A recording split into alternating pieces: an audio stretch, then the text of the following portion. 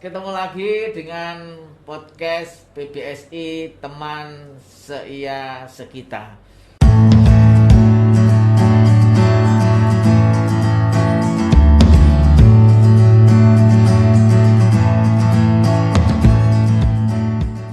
PBSI UMK TV perlu diketahui bahwa beliau ini sudah mengaplikasikan, sudah mengimplementasikan teori-teori apa yang tadi sudah disinggung beliau dalam praktek lapangan. Nah ini beliau sudah mengembangkan wirausaha, literasi dan bahkan sampai ke desa-desa. Lah ini Pak Romadi, panjenengan sudah banyak memiliki pengalaman di lapangan. Ini kiat-kiat apa yang perlu dibekalkan kepada para mahasiswa atau lulusan Bahasa dan Sastra Indonesia ini? Siap. Yang harus dimiliki adalah 5M, Bos. 5M. Iya.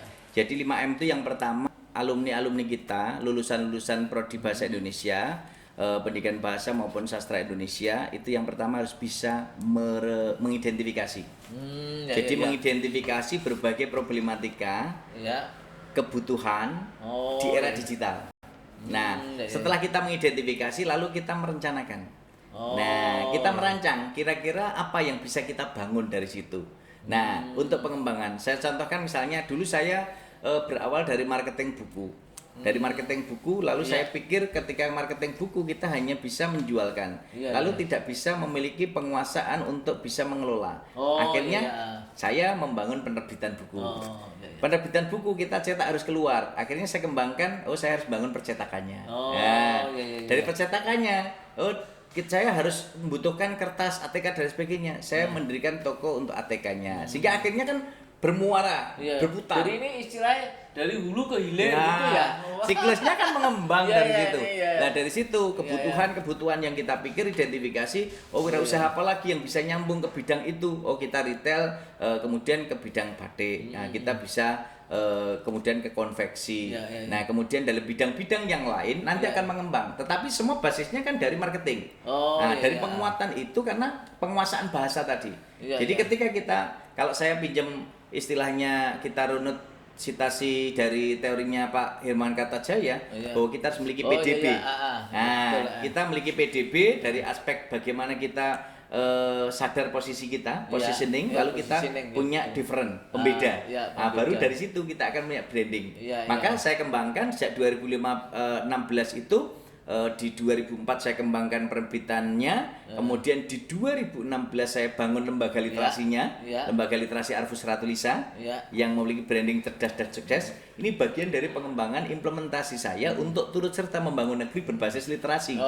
Nah, maka wirausaha literasi yang sudah saya bangun sejak tahun 2004 ini menjadi salah satu bagian, dan sekarang penerbit saya menjadi mitra teman-teman SMP, SMA, SMK, perguruan tinggi untuk magang.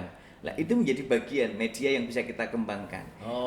Strategi yang dibangun untuk anak-anak kita generasi muda, satu, memiliki komitmen. Komitmen penting ini. Penting. Karena komitmen ini harus dilatih dan dibangun bersama dengan usaha mandiri bahwa kita bisa. Jadi yang kedua, membangun sistem keyakinan diri bahwa kita bisa. Kalau ketika orang lain bisa, kenapa saya tidak? Ketika orang lain tidak bisa, kita harus bisa. Yang ketiga, ini harus belajar terus-menerus. Dari orang-orang yang kelihatannya sudah memang sukses di bidangnya, kita belajar dari beliau. Sehingga kita nyantrik pada beliau dan kita akan mendapatkan banyak informasi dari sana. Yang keempat, kalau kita sudah belajar terus-menerus, kita harus tekun dalam mencoba usaha itu. Menekuni dari berbagai program yang kita canangkan. Kemudian yang kelima, jangan lupa bersandar dan berdoa, mohon kepada Allah. Kalau kita ingat apa yang disampaikan Pak Udin dulu kan, bahwa Allahu Somad di firman Allah ayat itu salah satunya di surat Al-Ikhlas, Allahu Somad, Allah tempat meminta segala sesuatu. Jadi kalau Allah sudah menyayangi kita, memberikan segalanya, dengan mudah kun fayakun selesai. Target itu bisa tercapai. Maka kompetensi hard skill dan soft skill yang kita miliki itu sarana yang kita kembangkan, tetapi tak terlepas dari itu bahwa Allah lah penentunya. Di situ kekuatan kita untuk anak-anak kita, semoga tetap semangat bisa menjadi wirausahawan literasi yang sukses dengan semangat yang luar biasa. Ya Pak. Dan itu semua ada di sini, Ya. Pak Anudin. Jadi kenapa saya buat 7? Itu 7 poin itu adalah untuk pitulungan. Oh ya. Pitulungan. Ya, Kalau bahasa Indonesia tujuan, tercapai Ya, tujuannya. tujuan. Dengan apa? Dengan tersenyum dan menyapa. Ya. Jadi setiap ketemu orang ya kita tersenyum, saling menyapa. Tapi nggak boleh senyum sendirian loh ya. Oh iya. Tapi anak-anak di era digital sekarang banyak yang senyum sendirian ya. Lihat medsosnya. Iya betul. Di kamar ketawa-ketawa sendiri ya. Yang kedua ikhlas dan bahagia. Jadi memang dengan keikhlasan dan kebahagiaan itu akan kita nyambung ke sana. Dan yang ketiga itu belajar, bekerja dan berbagi. Itu bagian dari untuk menyehatkan usaha kita. Kemudian yang keempat itu berusaha dan jangan menunggu. Kita harus bersilaturahmi, kita datang dan itu insya Allah berdampak. Seperti hari ini Pak Udin datang ke sini silaturahmi ini dampaknya nanti luar biasa. Betul. Nah, pengembangan dari lembaga, pengembangan dari podcastnya dan juga semua akan menjadi berdampak. Ya. Jadi istilahnya menjemput ya. Betul, menjemput. Dan yang kelima berdoa dan tawakal. Jadi berdoa dulu. Jadi sudah ada usaha, ada doa, kita baru tawakal. Dan itu insya Allah akan berdampak. Dan yang keenam itu membumi dan bersandar. Seperti Pak Udin ini, membumi, berkunjung bersilaturahmi ke Pak Romadi, ini bagian dari kebumian yang ditunjukkan oleh Pak Udin. Dan yang ketujuh itu mengakar dan menyejukkan jiwa. Nah, ini dia mengakar yang sulit ya. Mengakar. Ini Pak Romadi tadi yang diceritakan seperti linier enak gitu ya. Dari ini. Nah, ini pengalaman Pak Romadi sendiri. Apa dinamikanya atau tantangan-tantangan di lapangan yang ditemui dan dihadapi sehingga menemukan solusi sehingga bisa menghasilkan ini. Gimana ini yang penting proses. Setuju Pak Udin. Jadi memang berwirausaha literasi itu tidak mudah dalam konteks bayangan, tapi memang harus dilakukan. Kalau saya selalu berprinsip hidup itu enak dinikmati, nggak enak dijalani. Jadi kalau kita menjalani dengan proses yang kita lakukan, nanti ketika ada problem kita tidak boleh mengeluh, kita cari solusinya. Jadi kita akan menemukan Tuhan itu mendewasakan kita melalui masalah. Jadi kalau kita diberikan masalah, maka itu tugas kita adalah mencari solusinya. Ketika kita bisa menemukan solusi, kita lulus, berarti Tuhan telah menguji kita dan menaikkan satu level kita lebih dewasa. Nah, oleh karena itu, teman-temanku yang hebat dan luar biasa, pemirsa PBSI UMK TV yang keren dan luar biasa, semoga dengan langkah-langkah itu kita tidak boleh ketika dihadapkan pada problematika kita putus asa. Kita terus menghilang, kita menghindar. Masalah tidak boleh dihindari, tapi harus dihadapi dan dicarikan solusi. Maka kalau saya selalu katakan rumus menyelesaikan masalah menjadi wirausahawan literasi itu ada 5 B. B pertama bersilaturahmi. Jadi kalau ada masalah jangan sendiri, bersilaturahmi kepada teman, kepada kolega yang kira-kira memang dia bisa memberikan solusi untuk atau kita. berguru pada orang lain. Tepat sekali. Contoh sederhana. Kalau saya misalnya ada kesulitan masalah keuangan untuk menyelesaikan masalah yang terkait dengan usaha saya kan ada Pak Udin. Pak Udin ini saya tahu mesin cetak uangnya tuh nggak ada serinya, nomornya nggak ada serinya. Maka saya kan datang ke Pak Udin, gimana ini? Saya ada masalah begini. Apakah Pak Udin mau berinvestasi tempat saya? Ini solusi. Nah akhirnya membuka ruang bagi Pak Udin untuk bermitra dengan kami dan akhirnya menghasilkan. Ekonominya berputar dan nambah teman, itu bersilaturahmi. Maka kalau kita dengarkan silaturahmi menambah semuanya, panjang umur, rezeki itu kan nambah semuanya. Yang kedua, ini ketika kita sudah bersilaturahmi berkomunikasi. Rumus yang kedua berkomunikasi. Datang silaturahmi jangan diam, tapi cerita. Berbagi pengalaman, curhat ya. Jadi kita bisa menceritakan apa yang kita lakukan. Karena orang itu yang dipegang omongannya. Kan gitu. Maka berkomunikasi, bercerita. Yang ketiga, berkolaborasi. Gitu Pak Udin. Jadi kalau kita udah tahu ceritanya, topiknya, silaturahmi kita jadikan satu dan akhirnya kita berkolaborasi. Dari kecil jadi besar dan akhirnya jadi kesepakatan. Nah, kalau sudah sepakatan, jangan hanya sekedar aksi, jangan hanya sekedar rencana, tapi yang keempat adalah beraksi. Kita harus dieksekusi, diimplementasikan, jangan hanya sekedar rencana.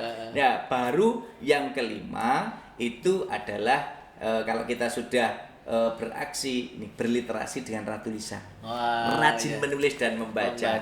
Sehingga dari situ kita akan mampu memiliki banyak kekuatan yang bisa bersinergi untuk menghasilkan SDM-SDM yang unggul. Karena dengan pola itu saya yakin Pak Udin, berbagai problematika permasalahan hidup ini tidak ada habisnya.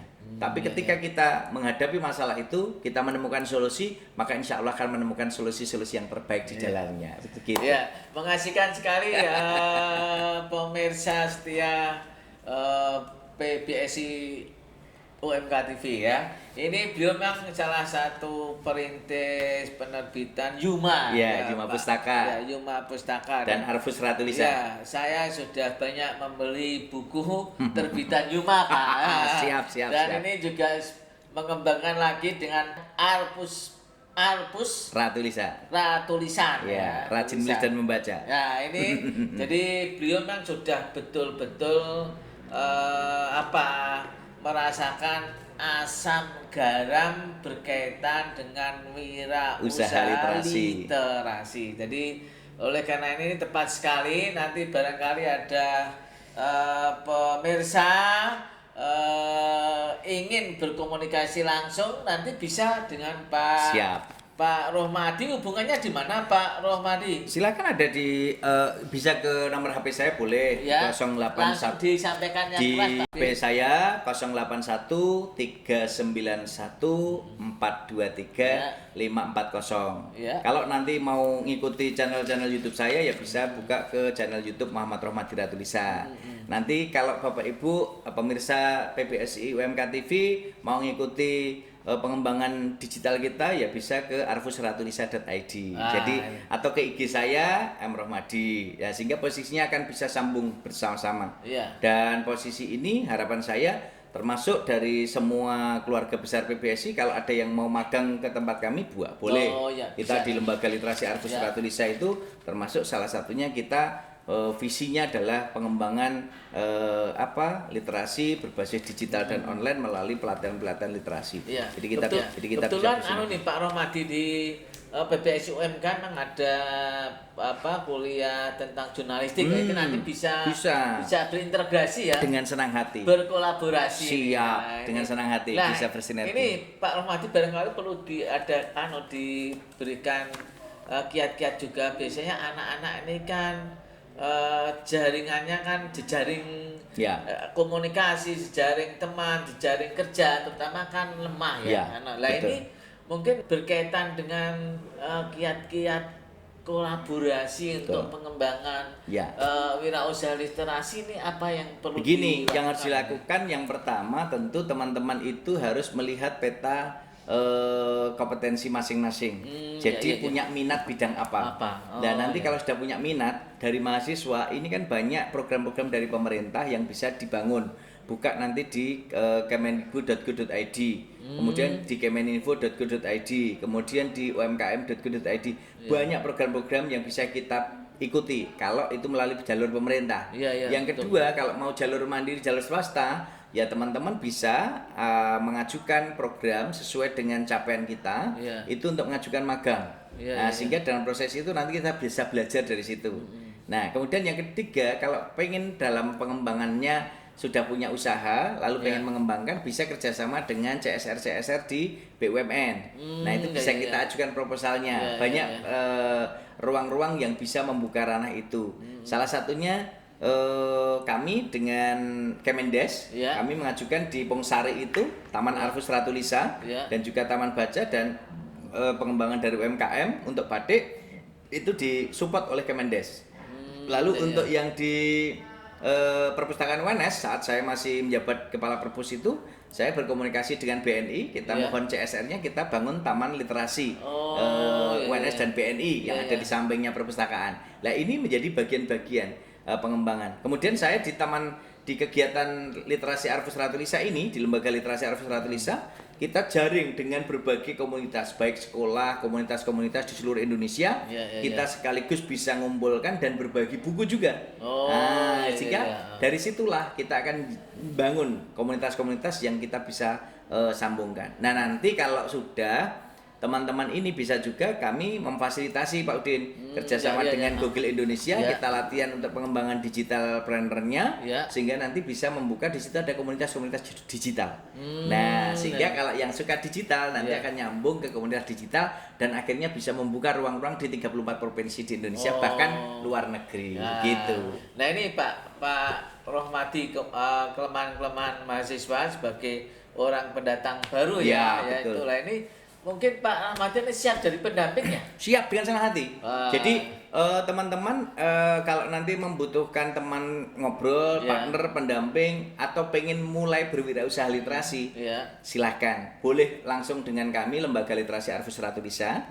Kami akan mendampingi dari berbagai aspek, dari mulai pembukaan mindset kita, cara berpikir kita, perencanaan kita, implementasi, bahkan sampai pemasarannya. Nanti kita akan dampingi, siap menjadi wirausahawan literasi.